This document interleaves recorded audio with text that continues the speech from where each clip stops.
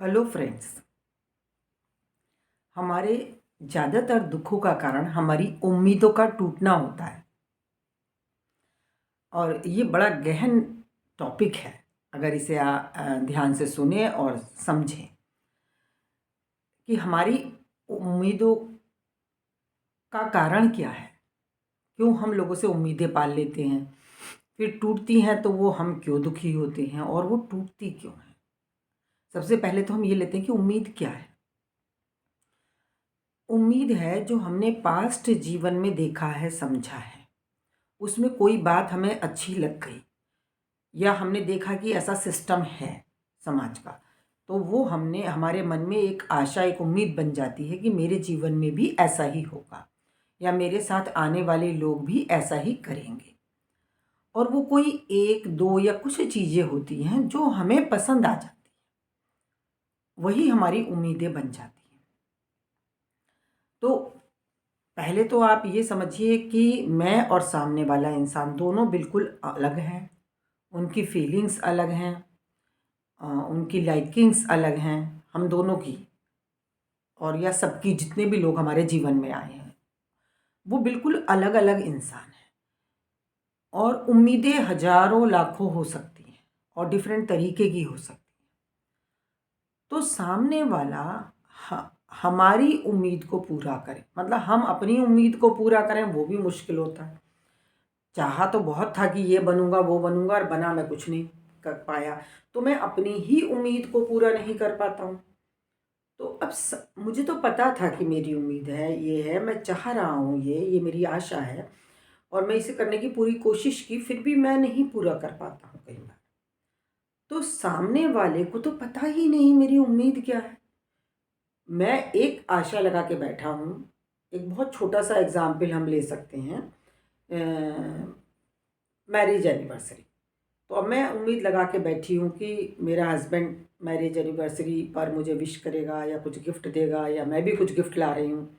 तो ये मेरे मन की उम्मीदें हैं, मेरे मन की पसंद की है। ये मेरे ऊपर जीवन का असर है, जो मैं कई वीडियो में बोलती रही हूँ कि हमारे दुख का कारण ही एक है, जीवन का असर हमारे ऊपर। जो जीवन में हम देखते हैं, सुनते हैं, वो हमारे ऊपर असर बन के जम जाता है और फिर जब वो वैसा नहीं होता है, वो होगा भी कभी नहीं, तो वह हमारे दुख का कारण बनता है। उसको कैसे दूर करें ये भी मैं बताती रही हूँ और अभी और बता दूँगी। तो हस्बैंड मैरिज एनिवर्सरी पे ये करेगा और कुछ नहीं कुछ नहीं, कुछ तो कम से कम याद तो ज़रूर रखेगा। वो भूल गया तो बड़ा गुनाह है। तो ये मेरे मन का सपना है, मेरे मन का एक माया जाल है जो मैंने बुन लिया है। अब सामने वाला हस्बैंड के दिमाग में मैरिज हो गई, बात खत्म। अब उसके दिमाग में आप आ गई, आप घर का काम देखो, मैं अपना काम देख रहा हूँ, ऐसा भी हो सकता है। हस्बैंड का बीवी से या बीवी का हस्बैंड, जो जो रिलेशन है वो बहुत डिफरेंट हो सकते हैं, हजारों तरीके से हो सकते हैं। अब वो मान लीजिए वो सामने वाला उस तो लग गया अपने काम में या कुछ और, उसका इंटरेस्ट कुछ और है, उसके लिए कुछ और इम्पोर्टेंट है। वो शादी करने गया था बट रोज़ का उसका डेली रूटीन है, वो या तो अपना बिजनेस करता है या फिर जाके अपने दोस्तों में बैठता है, उसे बड़ा मज़ा आता है, या फिर वो क्रिकेट खेलता है या फिर वो कुछ मोबाइल पे देखता है, करता है। तो उसके अपने इंटरेस्ट इस डेट से ज़्यादा इंटरेस्ट उसके अपने अलग है। तो अब ये तो गलत गलत नहीं है, ये वो है वैसा, ये नहीं कि वो कर रहा है। उसके लिए हो सकता है मैरिज एनिवर्सरी की डेट बहुत इम्पोर्टेंट हो सकता है उसका दिमाग आप में बहुत ज़्यादा लगा हुआ हो, लेकिन वो जो है वो है, उसे हम चेंज नहीं कर सकते। और अगर वो चेंज होने की कोशिश करेगा, मान लीजिए हमने बहुत याद दिलाया, हमने बताया ये होता है ये होता है, तो वो करेगा, लेकिन उसमें वो आत्मा नहीं होगी, उसके करने में वो एक आत्मा जो होती है, जो अंदर से इंसान फील करता है, तब वो कुछ करता है। और एक होता है कि हम उसे याद दिला के हम करवा रहे हैं, कह के करवा रहे हैं, तो वो बात होने वाली है नहीं। अब वो एक बार करेगा, दो बार करेगा, हो सकता है वो तीसरी बार भूल जाए या इस बात पे ही झगड़ा हो जाए। तो उम्मीद हमारे मन का छलावा है, सामने वाला उससे बिल्कुल अलग है। तो ऐसे में जब हम उम्मीदें पाल लेते हैं, तो क्या होता है कि एक तो हम खुद को तकलीफ़ देते हैं बहुत, एक तो उम्मीद में रहते हैं, फिर जब वो नहीं पूरी होती है तो बस हम डाउन, और वो कोई बात ही नहीं है देखा जाए तो। हम भी आगे नहीं बढ़ रहे हैं। हम जब किसी एक डेट में अटक जाते हैं या किसी एक बिहेवियर में अटक जाते हैं, तो हम भी बहुत दुखी होते हैं, और दूसरे को, सामने वाले को हम एक्सप्लोर नहीं कर पाते। हमें सामने वाले को ये देखना होता है कि वो कर क्या रहा है, उसकी लाइकिंग्स क्या हैं।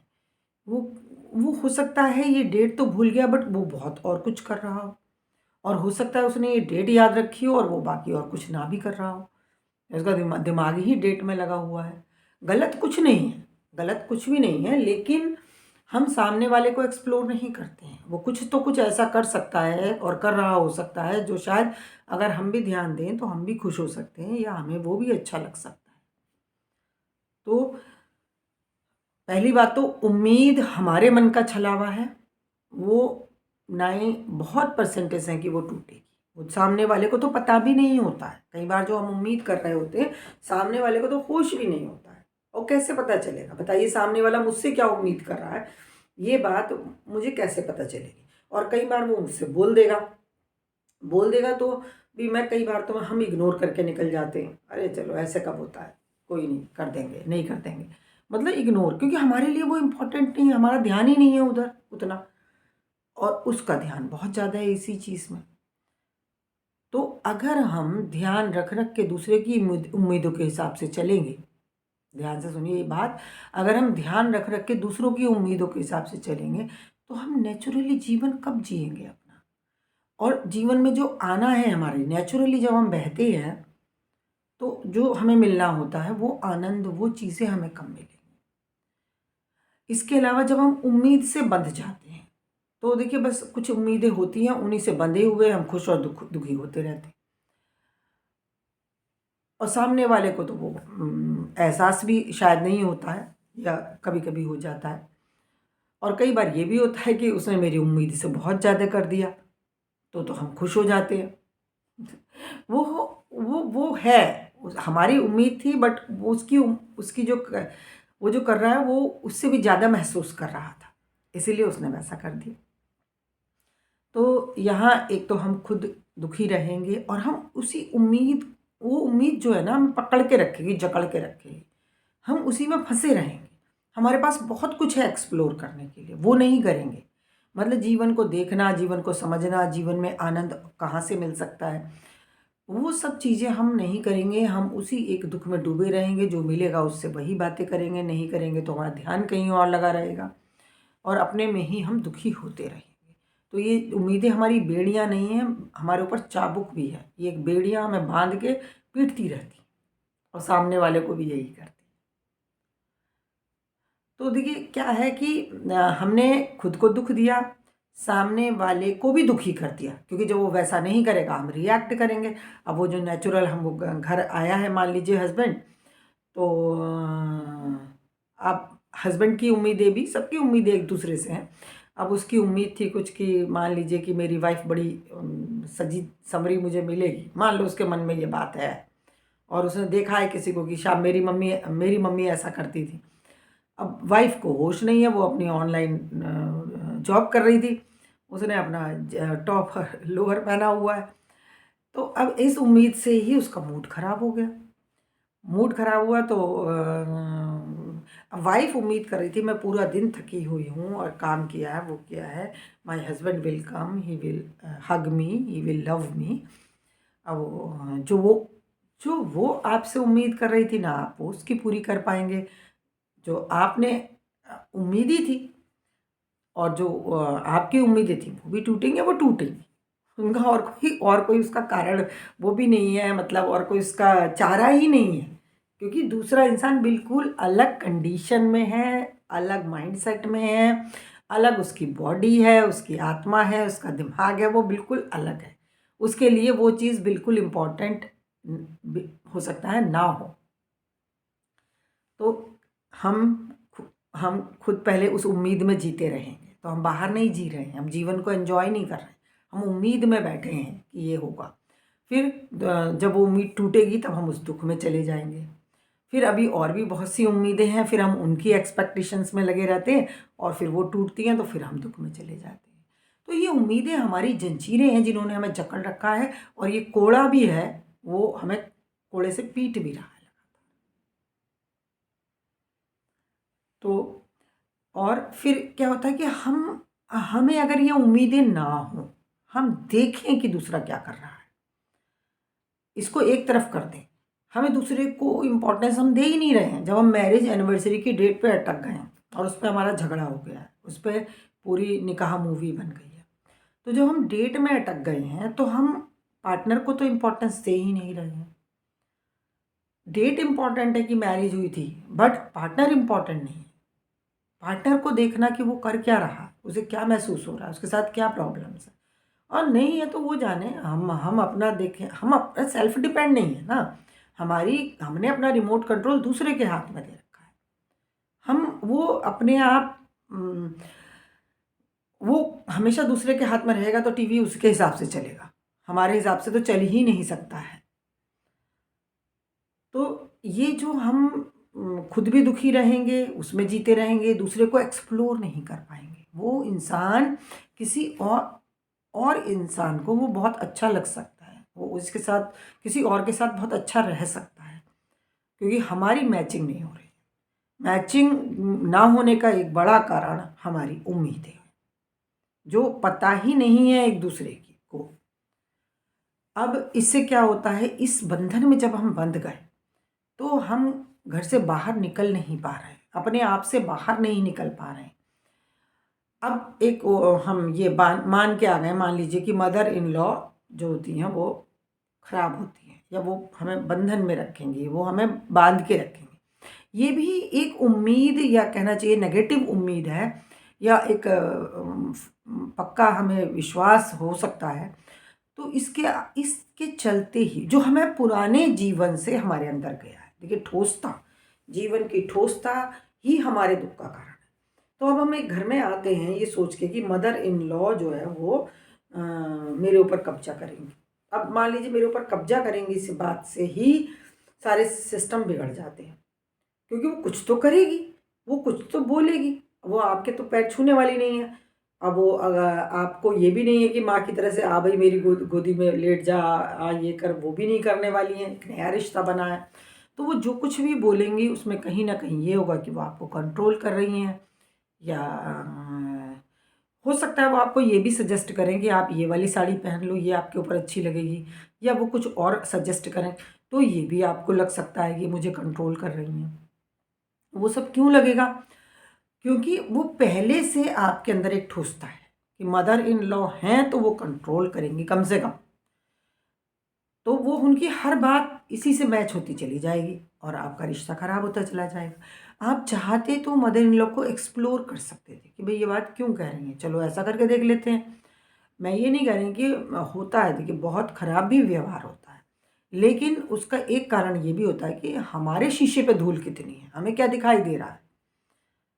तो ये जो ठोसता है ये हमारे रिश्ते को बहुत बिगाड़ दिया और हमें एक्सप्लोर नहीं करने देती। मान लीजिए मैंने मदर इन लॉ से कुछ एक्सपेक्टेशंस लगाई थी, वो नहीं पूरी हुई, तो बस ये खराब है। तो अब मैं देखूँ ना वो कर क्या रही हैं।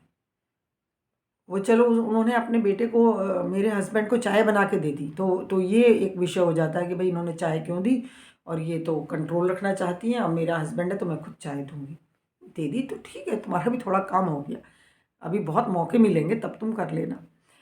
तो ये जो हमारी उम्मीदें, जो हमारी ठोसता है, जो हमें पिछले जीवन से मिली, अब हमें ये एक्सप्लोर नहीं करने दे रही है, हमें ये देखने नहीं दे रही है कि सामने वाला क्या है।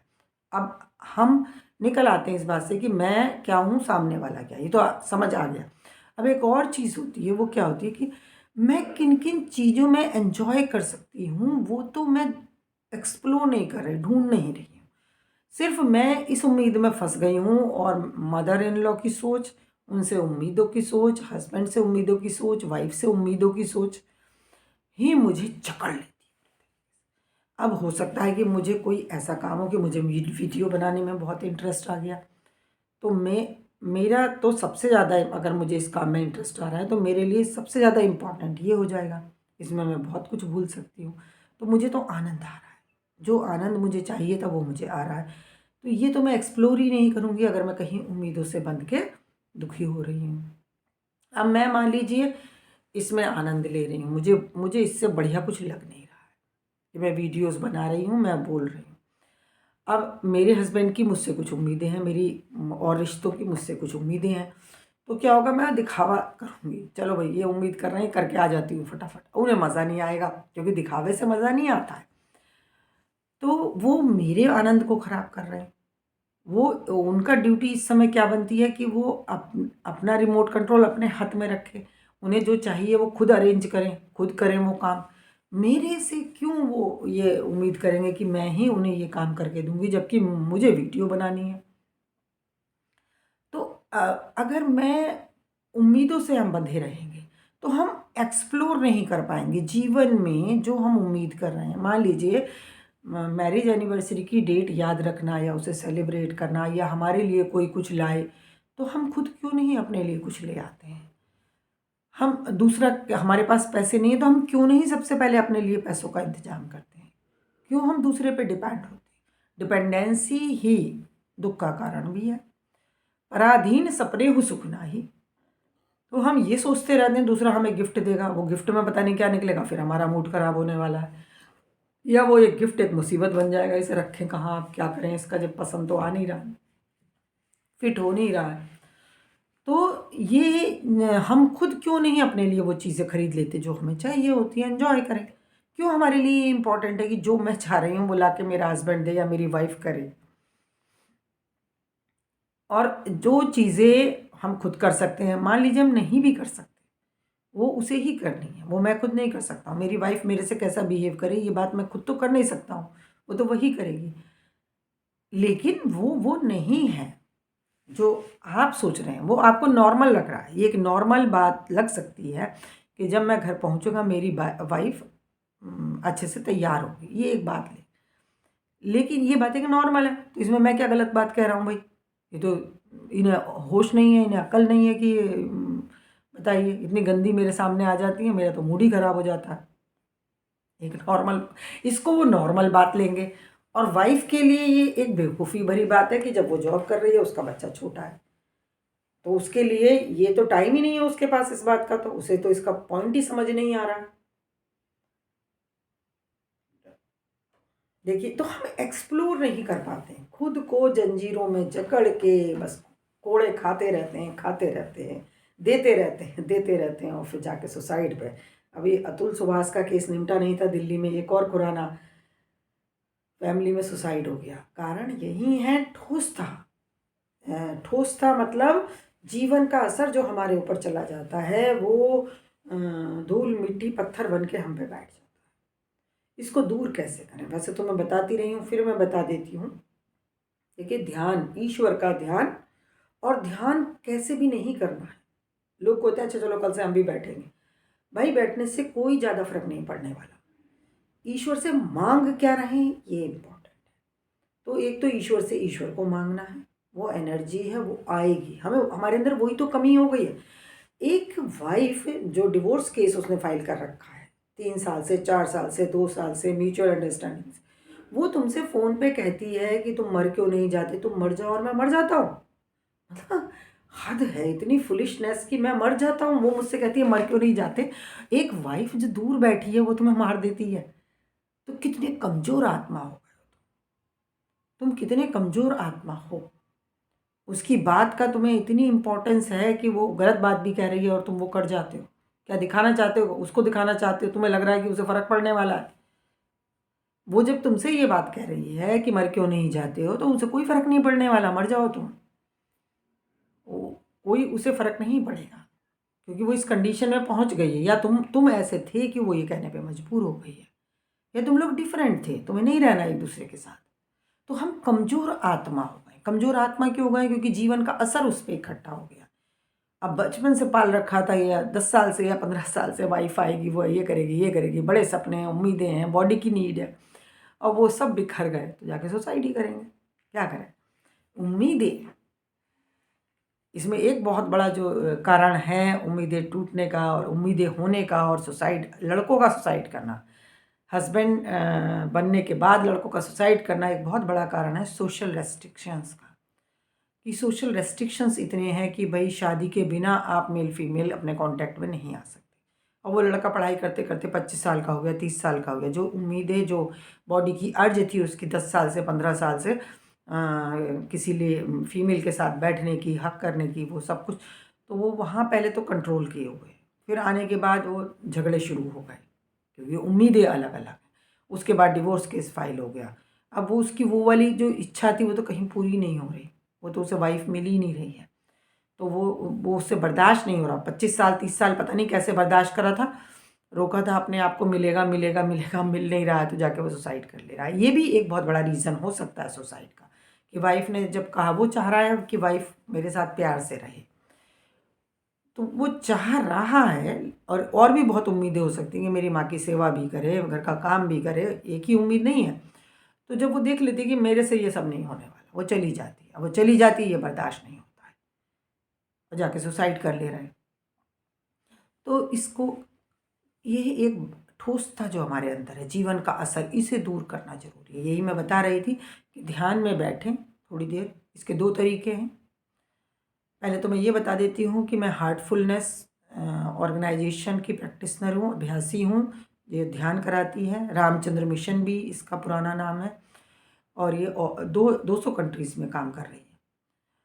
और इसमें हम टेक्निक मैं आपको बता देती हूँ, आप खुद से भी शुरू कर सकते हैं। तो बैठें थोड़ी देर कि मेरे अंदर ईश्वर आ रहा है, एनर्जी आ रही है, मेरी माँ आ रही है। माँ का मतलब ईश्वरीय एनर्जी, वहीं से, उसी का मैं अंश हूँ, वही मेरे कम हो गई है, उसी को मुझे बुलाना है। तो जैसे माँ के ना होने पर, एक वाइफ के चले जाने पर, डिवोर्स फाइल कर देने पर तो आप सुसाइड कर ले रहे हैं, और ईश्वर हमारा हमसे इतना दूर है, तो हम क्यों दुखी नहीं होंगे। तो ईश्वर को बुलाना है। मेडिटेशन में आपको कुछ नहीं मांगना है, सिर्फ वो एनर्जी हमें चाहिए, वो मेरे पास आए तभी मैं सुकून में आ सकता हूँ। एक तो ये पॉइंट है। दूसरा, जो मेरे जीवन का असर मेरे अंदर है, जिसकी वजह से मैं सुसाइड कर रहा हूँ, जिसकी वजह से मैं उम्मीदें पाले बैठा हूँ, जिसकी वजह से मैं एक्सप्लोर नहीं कर रहा हूँ कि वो बंदा सामने वाला मुझे बहुत कुछ दे सकता है और मैं खुद अपने जीवन से बहुत कुछ ले सकता हूँ, आनंद वाली चीज़ें ले सकता हूँ। वो आनंद एक ही चीज़ में नहीं है, वो बहुत चीज़ों में मिल सकता है, तो वो मैं एक्सप्लोर नहीं कर रहा हूँ। वो ठोसता, वो जीवन का असर दूर हो रहा है, बाहर निकल रहा है, मेरी बॉडी से बाहर जा रहा है वो असर, और ईश्वरीयता उसकी जगह लेती जा रही है, ऐसा मैं सपोज करूँगा। और मेरा मानना, मेरा सोचना मुझे सुसाइड तक पहुँचा सकता है, तो ये तो बहुत छोटी बात है ईश्वर को बुलाना। जो तो आने के लिए तैयार बैठा है, बस हम बुला ही नहीं रहे। माँ तो देख रही है कब ये बोले चाय और मैं बनाऊँ, तो तुम बोलोगे तभी वो बना भी देगी, कभी कभी तो बिना बना बोले भी ले आती है।